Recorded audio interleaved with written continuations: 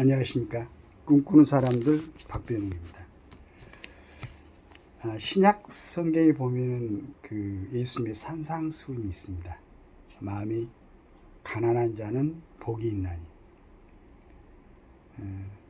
저는 이제 그 성경의 말씀을 듣고 마음이 가난한 자가 과연 뭘까 많은 생각들 했었는데, 어느 기회에 그게 중국어 한자 성경에, 한문 성경에 그게 이제 그 마음이 가난한 자를 허심자 복이, 그러니까 마음을 비우는 자는 복이 있나니 라고 표현이 됐다고 그러더라고요. 저는 깜짝 놀랐습니다.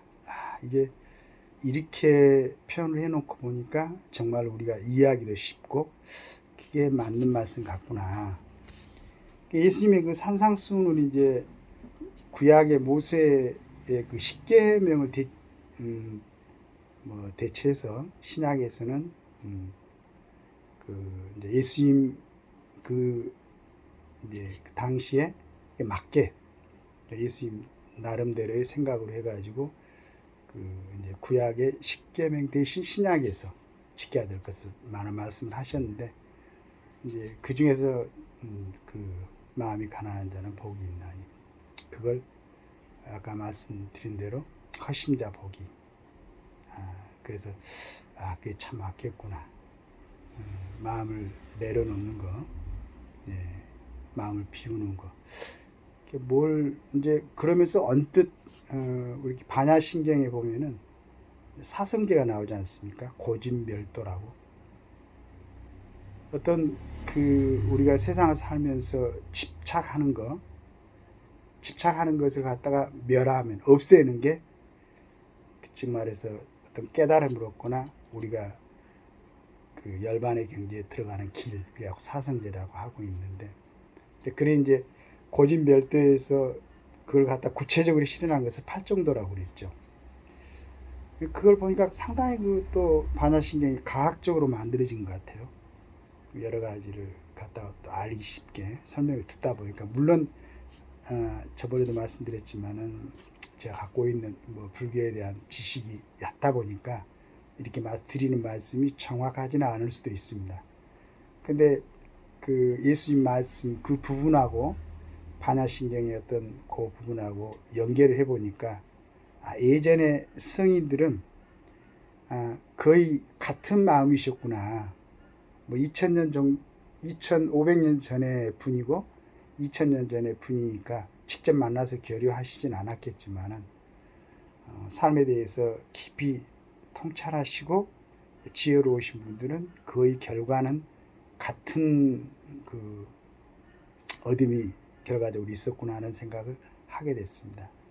우리 일상생활에도 실은 여러 가지 하루에 수없이 부딪히지만은 몇십 년을 같이 살고 있는 부부지간에도, 그래서 너무 잘 알고 있다고 생각하는 부모와 자식 간에도, 또 친구들 간에도 수없이 부딪히면서 살고 있죠.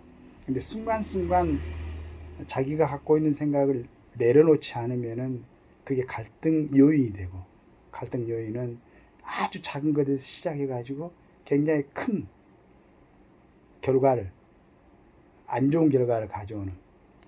그래서 참 그 성현들 말씀은 2500년, 2000년 정도의 세월을 격하고 있지만은 지금도 우리에게 정말로 진리로 다가오고 있다라는 생각을 하고 있습니다. 그래서 그때 그분들은 과연 어떤 꿈을 꾸었을까 생각해 보면은, 부처님 같은 경우는 작은 안국이지만 왕자로 태어나셔가지고 온갖 부귀영화를 다 누릴 수 있었는데, 예수님도 그 엄혹한 시절에 로마의 지배를 받고 있었는데 그렇게 혁명적인 말씀을 안 하셨으면 돌아가시지 않을 수도 있었는데, 언뜻 제가 이제 들어보니까 우리 예수님의 가시관에 대해서도 얘기를 들었는데, 그게 아마 이제 마지막으로 십자가로 가는 길 중간에 가시관을 쓰고 가는 동안에 그에 몰려들었던 사람들이 이 사람의 십자가를 이제 메고 가는 동안에 그 주위에 몰려들었던 사람들이 이의를 제기하면 다시 재판을 받을 수 있는 기회가 된다고 합니다. 가시관은 이제 아니었고 아까 십자가. 그래 근데 그 예수님이 십자가를 지고 가더라도 그때 그 유대인들이 물론 제일 처음에 그 죄를 청원한 것도 유대인들이었고 유대인들의 주로 제사장들이었고 마지막 누구 하나도 이의를 제기하지 않았어요. 그럼에도 불구하고 예수님 본인의 소신을 굽히지 않고 그 자기 목숨이 뻔히 끝나는 줄 알면서도 그 십자가를 지고 거기에 갔었죠. 그 결단으로 인해서 우리가 지금까지 여러 가지 참 아름다운 말씀, 진리되는 말씀, 우리 생활에 필요한 그런 말씀들을 우리까지 전달이 돼가지고 생활하면서 많은 도움을 받고 있는 거죠. 참, 그런데 이제 그렇게 말씀을 하시고 돌아가셨는데 제가 그 요즘 어떤 성당의 신부님 그 이제 말씀을 가끔씩 들어보는데 이분이 이제 그 우리가 지금까지 생각했던 것하고는 약간 다른 방향으로 보셔가지고 예수님은 처음부터 끝까지 굉장히 잔치를 좋아하시고 본인을 신랑으로 생각하고 그래가지고 많은 사람들에게 기쁨을 주려고 노력을 하셨다. 우리가 생각할 때는 정말로 그 사람의 생애는 비참하고 항상 우울하고 그 다음에 그 목숨을 걸어놓고 투쟁을 하고 이렇게 이런 면으로 봤었는데 그 성당의 그 신부님께서는 항상 즐거워하고 그리고 제자들한테도 항상 기뻐하라고 생각하고 또 감사하라고 생각하고 감사하라고 말씀을 하시고 그리고 기도하라. 항상 기뻐하고 감사하고 기도하라. 항상 기뻐하라고 했었는데 요즘 그 이제 성당 같은 데서는 좀 너무 우울하지 않느냐 그렇게 말씀을 하시더라고요. 그래서 일면 그것도 맞겠다. 하나님이 보내주신 아드님이시라면은 이 세상을 천지를 창조하시고 우리가 전부 하나님의 자녀들이라면은 우리가 부모된 도리로서 우리 자녀들만 봤을 때도 항상 기뻐하기를 바랄 텐데 너무 원죄를 얘기하고 죄악을 얘기하고 참회를 얘기하고 고해성사를 얘기를 하고 해가지고 너무 짓누르는 거 아닌가 라고 말씀을 그 신부님이 하셔가지고 굉장히 공감을 하고 요즘 시간 나는 대로 그 신부님 그 설교를 듣고 있습니다. 그래서 우리가 같은 그 상황을 보고도 가능하면 긍정적이고 또 즐거운 또 기왕이 우리가 그 뭐 하나님이 선택하셔가지고 이 세상에 보내주셨다고 하니까 하나님의 자녀들로서 기쁘고 긍정적이고 미래에 대해서 희망을 갖고 이렇게 살아야 되지 않겠냐 하는 생각을 합니다. 그래서 그분의 그 참 아주 대단히 그 긍정적인 그런 설교 말씀을 좋아하게 됐습니다.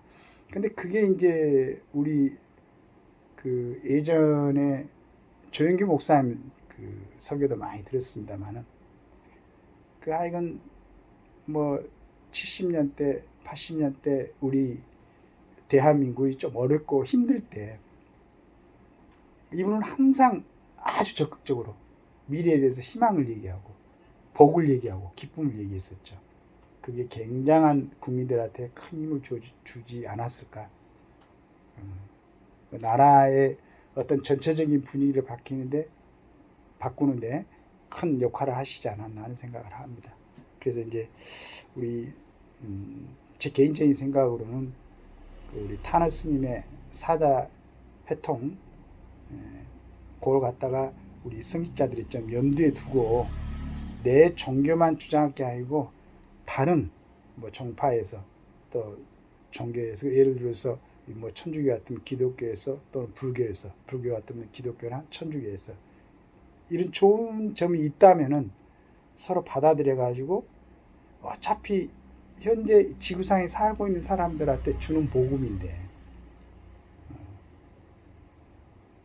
또 우리 같은 국민이고, 그래서 좋은 말씀을 전달할 수 있으면 얼마나 좋을까. 너무 얕은 생각입니다. 그러나 그 타너 스님이 말씀하신 사교 혜택에 대해서는 저는 굉장히 긍정적으로 생각합니다.